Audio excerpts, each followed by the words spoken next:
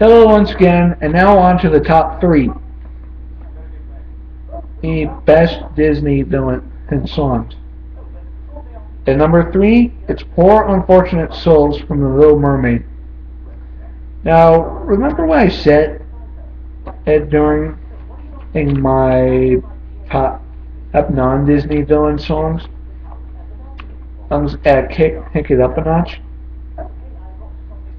And how it kind of strayed into this kind of territory where the main character makes a deal with the devil, and that it'll become human, but for a price. For a price. And for Unfortunate Souls, you can basically tell what's going to happen. They're all gonna die. The song well, I guess I should explain the villain. The main villain, Ursula, is what best described as a bloated sea hag with the lower body of an octopus. It's gonna be awesome. All those tentacles. Not really. Why? Oh my Jesus! Well, when you think about it, being half octopus might not be such a good idea if you want to survive. Oh yeah! Wait, why? Well, an octopus can only fit into a small crack as long as its head can get through. Oh. And Ursula being humanoid from the waist up. So she can't fit into anything. Basically, no, because she's fat. Anyway, Ursula makes a deal with Ariel, the main heroine, and in that she'll turn the mermaid into a human for 3 days, on the condition that she must get the kiss of true love from the prince that she rescued before her in the film. And if she does, she'll remain human forever. But she can't, and Ursula will make sure that she doesn't somehow. She'll turn back to a mermaid, and then she'll belong to the sea hag. Which brings me a very interesting question that relates to the song. During the song, she mentions that unfortunately, if her clients cannot pay the price for their desire, such as becoming thin or getting the girls, she turns them into these weird things. I don't know what you call them, but they kind of look like, hey, what would happen if you make your arm go like this, and just add a head at the end. I have no idea what kind of sea creatures these things are supposed to represent. Pickle! That freaks me the hell out. I can't breathe down here. And so, again, this ties into the topic of deal with the devil. I like the devil. As Ariel foolishly agrees for this to happen, Ursula conjures up a spell to turn her human. And I have to say, I've looked up the song on Villains Wiki, and I'm actually kind of surprised on what the lyrics mean. On the top? The website's called Villains Wiki, where you can see every villain, and that's made in silver screen. That's right, kid. www.villainwiki.com. Are you done? Not .com. Not .gov. .com. And the lyric, as she sings, I forget what most of them were, but let me see if I can. No, let me see if I can remember what they were.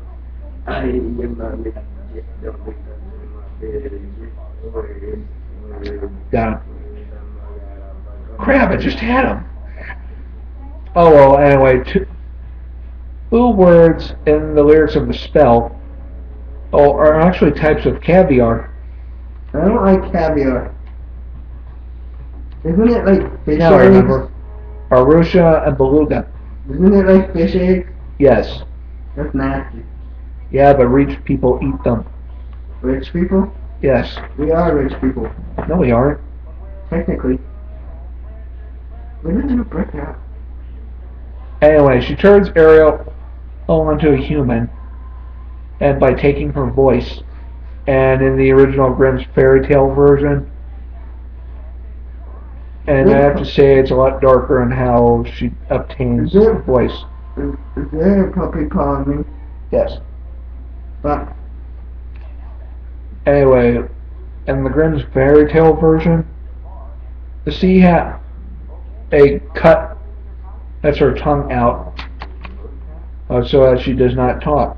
That's the condition, and apparently, sure, you can become human, but on the condition that you not say a word. how? I have no idea why that would be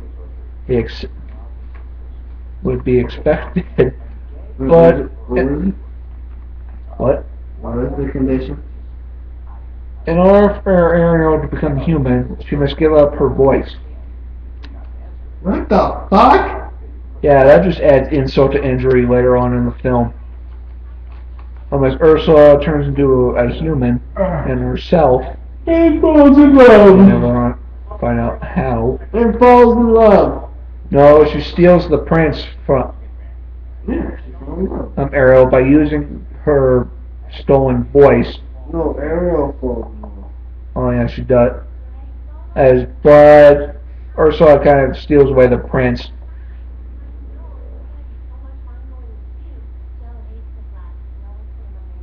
It's what basically sums up the villain in a big way. Anyway, poor unfortunate souls.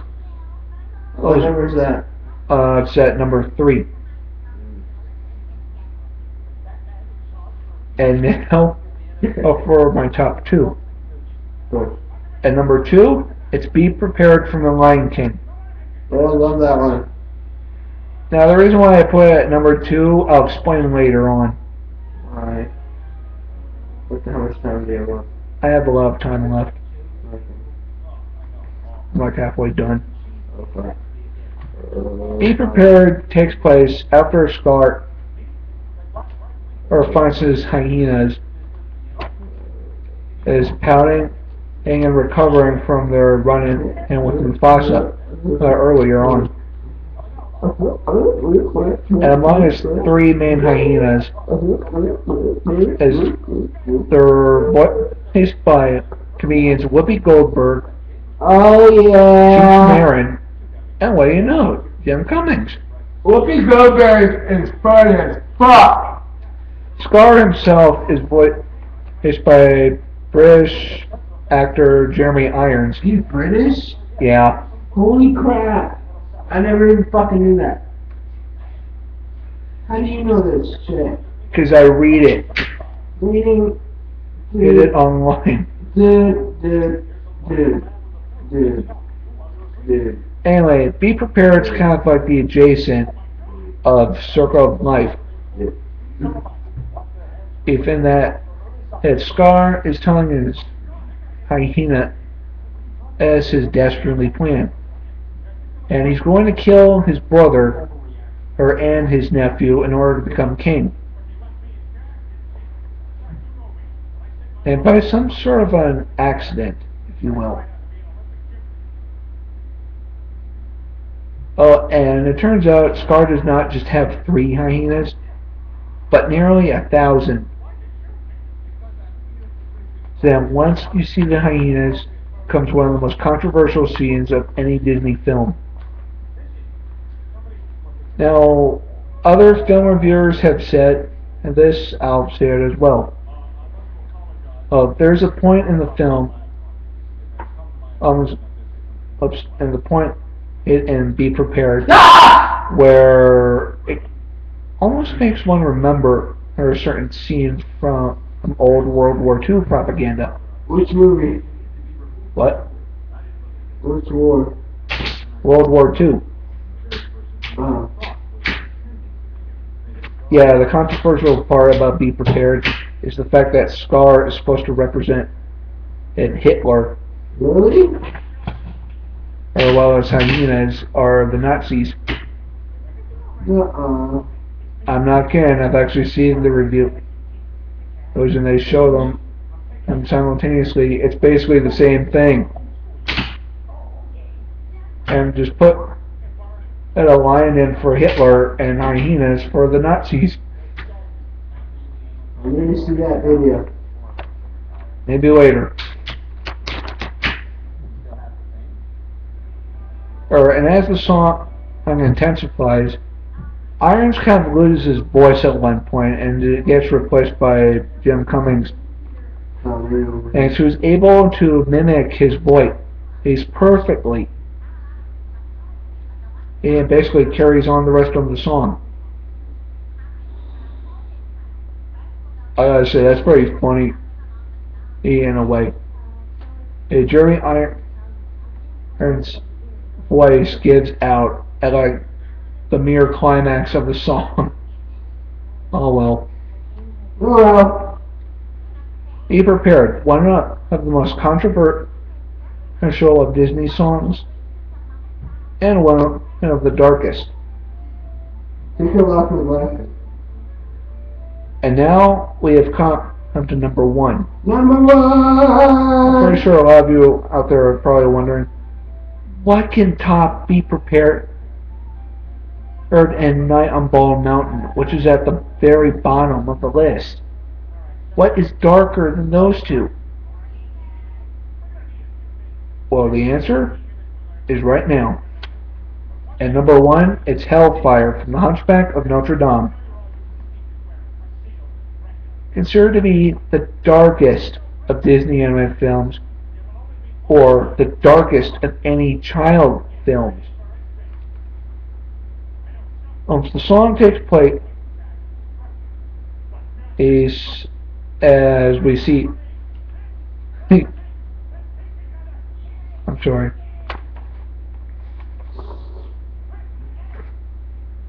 What? Never mind, Isaiah. What? What? Never mind, I gotta continue this. What were you gonna say? Never mind.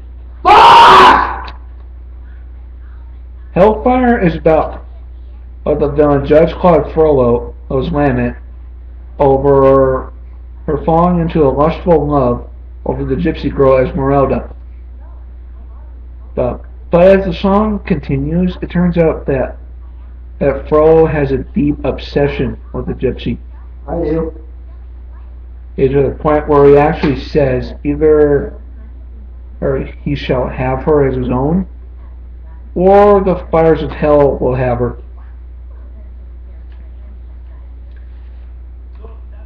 The song features so many dark elements that most films would never do. I want to kill that guy that touched my shoe. The worst part is, like with Night on Bald Mountain, this film is made for kids. In a way, you can say that Frollo is wrestling with his inner demons, and being a judge or a priest. Well, yeah, that. And being a priest or a judge, she's kind of restricted from doing these kind of things. But he can get away with that because he said, as it's God's will. Yeah, and extreme in its religious factors down at the bottom. Oh shit, fuck me. And I couldn't get on with this.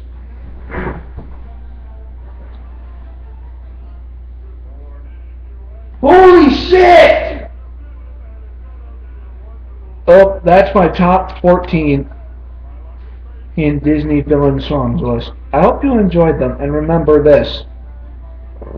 Whether the villains are funny, disturbing, or both, I want you to listen very carefully to the